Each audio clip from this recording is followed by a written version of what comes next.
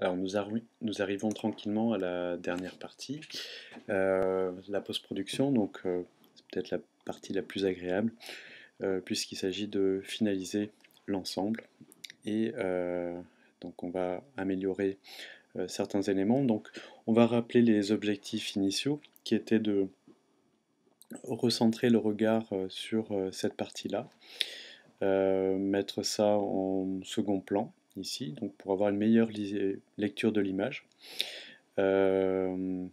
Donc on va travailler sur la profondeur de champ, peut-être réduire la luminosité de ces deux personnages-là, et on finira par régler les couleurs, tonalités de l'image pour ajuster l'ensemble. Alors, tout notre travail se situe dans photomontage et correction de ton, ici.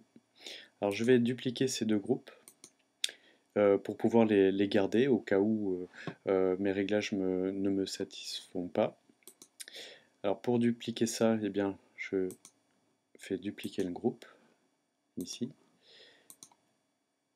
Photomontage, je le duplique.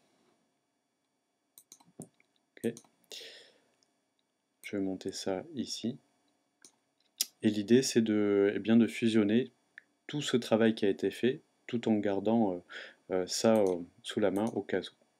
Alors pour fusionner un groupe, donc tout ce qui est là-dedans, donc ça c'est vraiment à faire en tout dernier, eh bien, je vais peut-être revoir certains éléments ici. Tant que j'y suis, je vais réduire, assombrir ce personnage-là, puisqu'il est en contre-jour. Alors, image, réglage, niveau. Hop. Là, on va mettre quelque chose de beaucoup plus sombre, que ça soit une silhouette. Pas autant. Là, pour marquer le contraste. Ok. Le personnage ici, encore plus sombre. Image, réglage, niveau. Donc là, j'utilise pas les calques de réglage. Ici, voilà. Essayer de retrouver la même tonalité ici. J'ai déjà retravaillé la peinture en fait. Je suis allé donc dans les niveaux ici, réglage, image, réglage, niveau. Et en fait j'ai ramené ce curseur beaucoup plus loin de manière à assombrir d'autant plus l'image ici. Et pour le ciel, bon, bah, je vais laisser ça, on va laisser quand même quelques éléments qu'on puisse percevoir quand même le paysage. On peut déjà peut-être le flouter, lui, indépendamment. Alors je sélectionne le paysage, c'est celui-ci. Alors il faut penser à nommer ces calques, sinon on s'y retrouve pas, c'est ce que je n'ai pas fait ici. Alors, filtre, atténuation, flou gaussien. Voilà, pour appliquer un léger flou à l'arrière-plan, ici.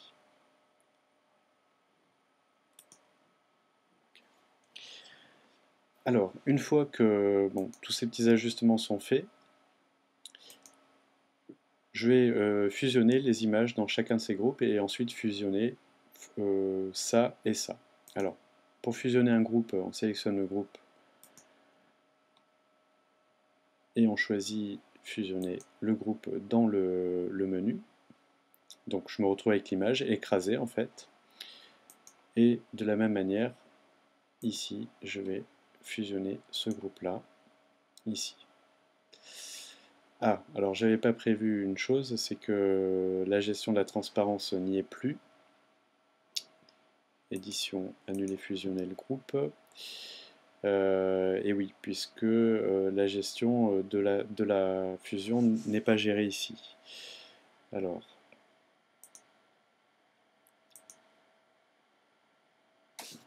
je vais amener tous ces éléments ici. Je vais les sortir du groupe.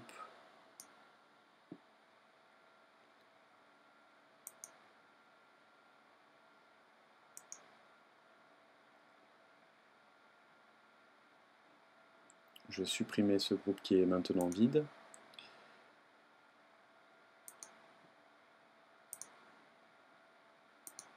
Voilà. Et en fait, je vais fusionner tous ces éléments, ce qui me permet comme ça de garder la semi-transparence que j'avais gérée tout à l'heure, puisque Photoshop n'était pas capable de gérer ça de manière globale dans un groupe. Alors j'ai mis tout ça au même niveau. Donc maintenant, je sélectionne tous mes calques, ici, y compris celui-ci, et je fusionne ensemble. Cette fois-ci, je choisis fusionner les calques pour ne former qu'une image.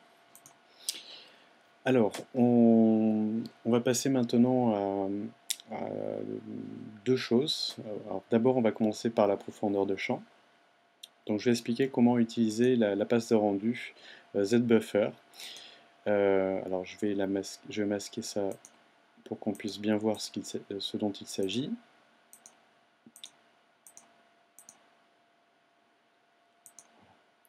Alors, le ZBuffer est issu d'Artlantis ou de Viré. Il s'appuie sur en fait, la profondeur des éléments, c'est-à-dire que plus les éléments sont proches de la caméra, plus ils vont être noirs, sombres, et plus ils s'éloignent, ils vont être blancs, en fait, ici. Ce qui va permettre de distribuer la profondeur de champ, plus ou moins nette, en fonction, donc nette en fonction des valeurs noires, et floue en fonction des valeurs blanches que l'on a ici. Et on va utiliser un filtre de Photoshop qui est assez performant, qui permet justement de s'appuyer sur ces informations-là en noir, gris et blanc pour distribuer le flou de l'objectif, dont il porte le nom, puisque ce filtre s'appelle flou de l'objectif. Alors la procédure est la suivante. Pour pouvoir s'appuyer sur ces pixels en noir et blanc, ici, il faut pouvoir copier ces pixels dans un masque qu'on va mettre ici. Alors je vais commencer par créer un masque. Donc je sélectionne mon image ici. Et je vais choisir Nouveau masque de fusion, qui me crée un masque blanc, donc il n'y a aucun effet pour le moment.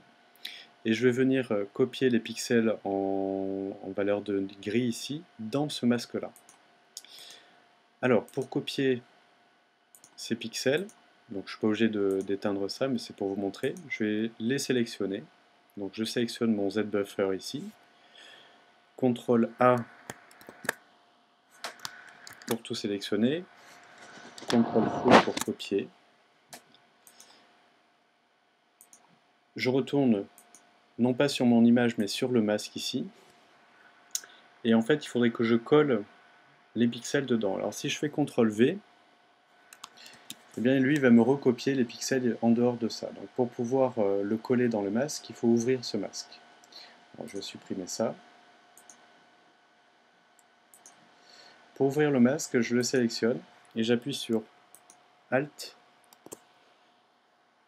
en même temps que je clique, donc ce qui a pour effet d'ouvrir le masque ici. Et c'est dans ce masque que je vais coller mes pixels. Alors ça va être un peu bizarre au début, puisqu'on va voir en fait que l'image devient plus ou moins translucide, ce qui est normal puisqu'on a créé un masque ici et les valeurs claires selon les masques, c'est les valeurs opaques et les valeurs sombres sont plutôt transparentes. On a besoin de faire ça pour dire à Photoshop où se situent les noirs et blancs dans ce ZBuffer ici, pour qu'il puisse contrôler la mise au point. Alors, je sélectionne mon image, je clique donc sur l'image ici, et je vais dans Filtre. Je vais trouver dans Atténuation, Flou de l'objectif. Je crois que je me suis trompé.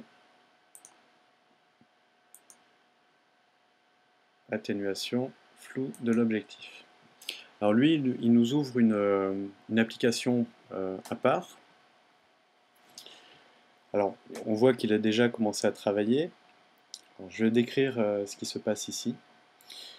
Vous avez le mode aperçu plus rapide ou plus précis. Donc je vous conseille de faire vos réglages en mode plus rapide. Comme ça, l'effet arrive beaucoup plus vite sur votre fenêtre. Sans ça, c'est beaucoup plus long. Plus précis, on le mettra qu'une fois que l'on aura validé nos réglages. Alors, profondeur, courbe de transfert, en fait, on va dire à Photoshop sur quoi il s'appuie pour distribuer le flou ici. Alors par défaut, il nous a mis masque de fusion, puisqu'il a compris qu'il y avait un masque de fusion, donc il a mis automatiquement. Mais il se peut que vous soyez comme ceci, sans masque de fusion, auquel cas ben, il applique le flou sur l'ensemble de l'image. Donc si vous voyez ce genre de choses, vous sélectionnez bien masque de fusion comme élément qui va guider la mise au point. Vous avez ici la possibilité d'inverser, c'est-à-dire que ce sont plutôt les tons noirs. En fait, il va inverser la mise au point, donc ça sera le premier plan flou et l'arrière-plan net, ici. Donc là, c'est pas vraiment ce que je veux. Après, on s'occupe du diaphragme. En fait, il reprend les phénomènes qui se produisent au niveau de l'iris de l'appareil photo, du diaphragme. À savoir, on peut lui dire quelle est la forme de ce diaphragme. Donc on va choisir hexagone, ce qui est le plus courant. Le rayon, alors il faut savoir que plus le rayon du diaphragme est ouvert, en fait, moins la profondeur de champ sera profonde. Donc on aura une zone de netteté beaucoup plus courte ici, et c'est ce qui est en train de se produire au niveau de l'image, c'est-à-dire qu'on aura un flou qui va d'autant plus s'accentuer ici, et on aura une zone de netteté beaucoup plus restreinte. Alors, l'image n'est pas de très grande qualité en termes de pixels, donc je vais réduire ça. Ici. Courbure des lames, alors sur certains, je ne sais pas si on voit au fond ici, on voit un motif, c'est ce qu'on appelle le bokeh en fait, l'effet bokeh. On va retrouver des motifs qui s'apparentent au diaphragme. Ici, on a un hexagone qui apparaît au niveau des spéculaires, ici. Et c'est la courbure des lames va gérer ça. Donc, vous donnez quelque chose de plus rond ou plus octogonal, ici. Ça vous permet de faire tourner ce motif. Donc là, on regarde juste les éléments spéculaires ici. Alors justement, les tons spéculaires, on peut les rendre plus présents. Donc là, je vais pousser le curseur un peu loin pour montrer ce qui se passe au niveau des spéculaires ici. Et les seuils donc, va plus ou moins cramer votre image. Donc attention avec ça, parce qu'il n'est pas extrêmement précis non plus. Donc je vais remettre une valeur, en général, je vais pousser ça au maximum. Bon, le problème, si on le pousse au maximum, on a moins d'effet sur les spéculaires, mais ça nous évite de brûler l'image à certains endroits où c'est très clair. Alors je vais en rajouter un petit peu pour voir un petit peu l'effet ici. Donc là, il reprend les phénomènes qui se produisent dans un appareil photo sur les lentilles et notamment avec le diaphragme, ce qui se passe au niveau du diaphragme et au niveau du flou ici. Alors il se produit aussi souvent un léger bruit sur les zones floues, mais en général ce sont sur les tons plus foncés. Voilà, donc le bruit je ne vais pas en mettre de suite, j'en mettrai peut-être plus globalement sur l'image pour donner quelque chose de plus naturel. Et je valide mon effet. Alors avant de valider, bon, je vais essayer un rayon un petit peu plus important ici pour accentuer ça. Plus précis pour que la méthode soit, comme son nom l'indique, plus précise, prenne en compte un peu mieux ces éléments-là. Donc on va avoir des effets un peu plus justes. Et je valide. Alors je me retrouve toujours avec mon image avec son masque. Le masque, comme j'en ai eu besoin tout à l'heure, maintenant j'en ai plus besoin, donc je peux le supprimer. Et je vais retrouver mon image avec le flou que j'ai installé au fond, ici. Alors, pourquoi mettre un flou? C'était par rapport à mon objectif initial, ce qui me permettait de mettre une zone plus secondaire ici et de recentrer le regard par rapport à ça. Alors on a presque fini, on va corriger les couleurs. Donc on va revenir sur les calques de réglage pour essayer d'harmoniser l'ensemble. Alors les niveaux, donc, pour ne jouer que sur les plages tonales de l'image. Je voudrais assombrir un petit peu le fond là.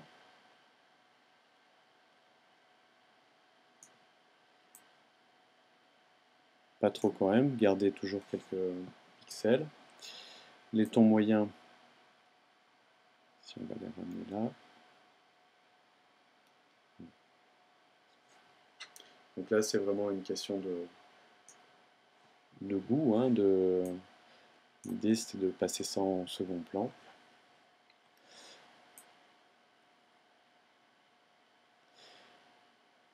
Alors ensuite, je pourrais de nouveau essayer de régler les couleurs.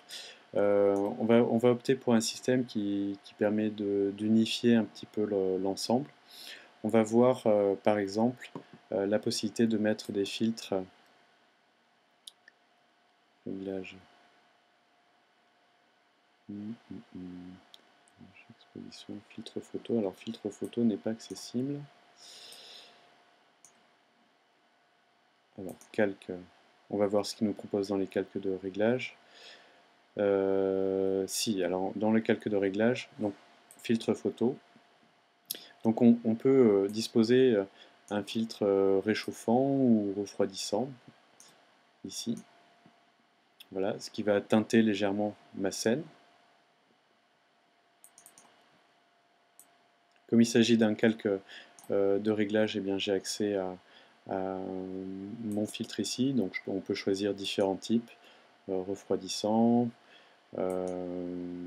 Après, il y a plusieurs valeurs. Je vais mettre un filtre réchauffant, mais je vais calmer sa densité un peu ici, juste pour donner une légère teinte, un petit peu orangée, à ceci. Ici. Et pour finir, alors bien sûr, c'est pas obligatoire, mais si on souhaite donner un petit peu plus de naturel, comme pour une photo qui serait faite en argentique ou même en une photo numérique, on peut rajouter un léger bruit, très léger. Alors pour ça, on se met en taille réelle des pixels pour bien voir l'effet du bruit ici. Donc il va générer des artefacts qui sont propres à la photographie. Donc on va, en gérant bien ça, on pourra donner un aspect un peu plus esthétique, puisque ça, voilà. Mais après c'est vraiment un choix. C'est pas une obligation de faire ceci. Alors pour créer du bruit, bruiter cette image-là, on va créer un nouveau calque vide pour le moment.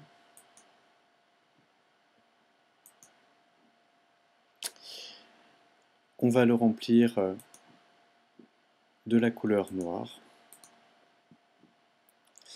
Et c'est sur ce calque-là qu'on va appliquer un filtre, le filtre bruit, ajout de bruit. Donc vous allez voir un léger grain apparaître ici, donc je vous conseille vraiment le minimum.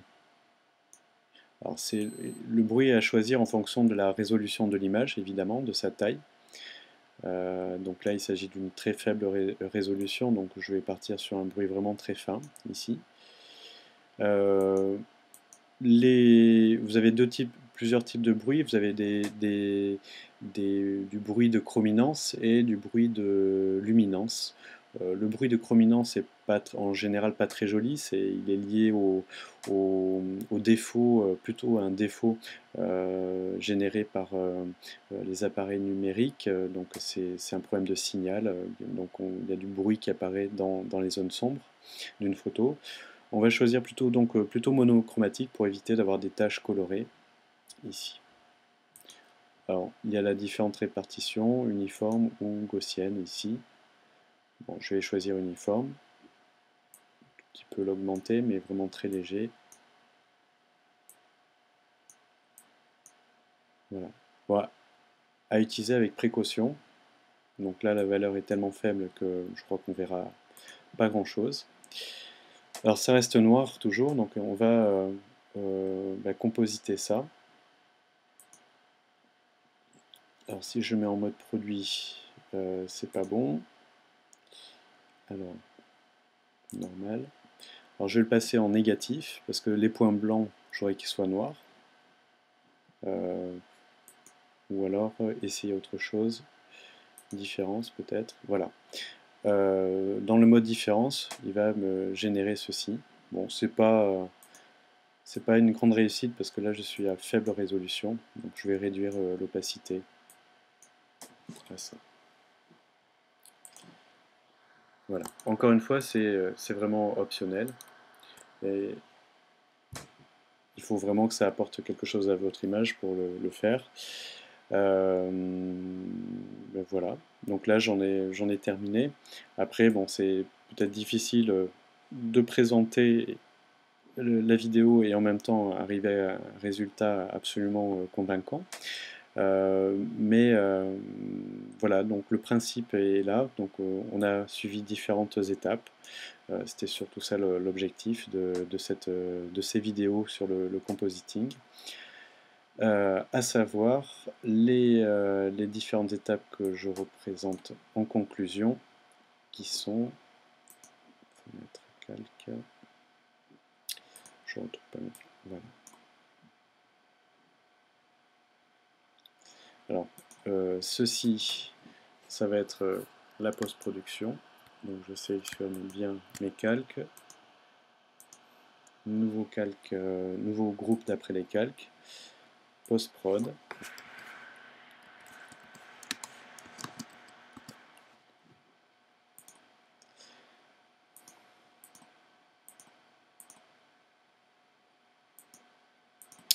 Donc j'ai mes différentes étapes et mes différentes vidéos ici. Donc on va revenir au tout début. Les passes de rendu, donc ce que vous héritez d'un logiciel de rendu 3D, Artlantis, Viré, 3D Studio par exemple. Première étape de la vidéo, c'était la correction des couleurs. On a vu l'utilisation plutôt des calques de réglage, ce qui permet de revenir dessus. On a vu le photomontage avec l'utilisation des masques de fusion. Et ensuite la post-production avec la gestion du flou et les derniers réglages pour finaliser l'ensemble ici. Donc si je supprime ceci et cela, donc le départ était comme ceci et nous arrivons à cette image là avec une meilleure gestion, je pense, de la lumière. Cet élément là se détache beaucoup mieux du fond. On a recentré le regard là-dessus, on a animé avec des éléments de personnages qui nous donnent une échelle à notre image. Et on a géré aussi les reflets et l'installation de différents éléments de décor ici. Voilà, j'en ai terminé avec cette vidéo-là. J'espère qu'elle vous aura apporté quelques réponses à vos questions.